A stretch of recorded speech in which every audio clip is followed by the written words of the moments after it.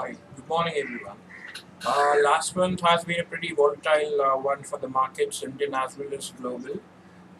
There have been talks of premature removal of liquidity from the markets from the Japanese bank as well as the Federal Reserve in US. Since the financial crisis of 2008, there has been a tremendous rally in the global equity markets as well as bond markets, and a large part of that is attributable to the fact that there has been ultra loose policy by central banks all over the world, including Europe, US, Japan, China, and recently India as well. Uh, that was a major reason why stock markets rallied from its low after the financial crisis. Fundamentals really haven't changed much, though we are. It will be safe to say that the crisis is behind us, but at the same time, the debt crisis in Europe and further recessions in Japan and US probably the recovery is still fragile, and it will be pretty early to say that it's well and truly behind the effects and the scars of financial crisis of 2008. Uh, Last month, uh, in a single day, the Japanese Nikkei index fell by almost 10%. And again, now Indian markets have been quite volatile as well, reacting to the efforts of the premature withdrawal by the G7 central banks, as well as the trade-off of the Indian Reserve Bank between the growth and inflation dynamics.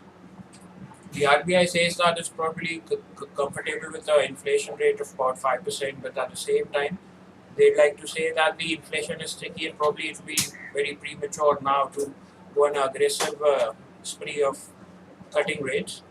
It's pretty evident that the government, the finance ministry, all of them, the corporates, they want the rate cuts in a very small amount of time. But then it's on the onus of the RBI and Chairman Governor Subura that he'd like to wait and watch.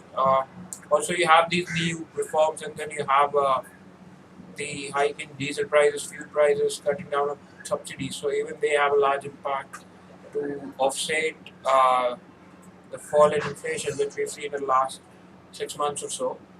Uh, Gold and oil have been the major contributors to the current account deficit in India. And despite the fact that one bonus added was gold price came down, but at the same time, since the demand is pretty elastic, uh, we continue to import golds at record high levels due to the low prices. So it really hasn't helped, and the depreciation of the rupee beyond 56 has really worsened the situation from current account deficit point of view. So what we feel is the market and the street are pretty optimistic as far as the steps of RBI going ahead are concerned. So we feel that probably in the next monetary policy, RBI will, there's a 60% chance that RBI will be cut repo rate by 25 basis points. But at the same time, as we saw in the last monetary policy, the guidance and the statement was pretty hawkish than most of the street expected.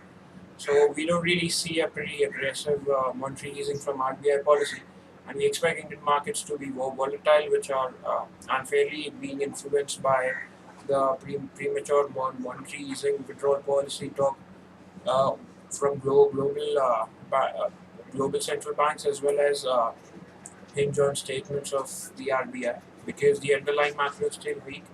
We are at decade low GDP growth, and it will still time before the credit cycle, the business cycle, real activity moves up. We expect the market to be volatile. Thanks a lot.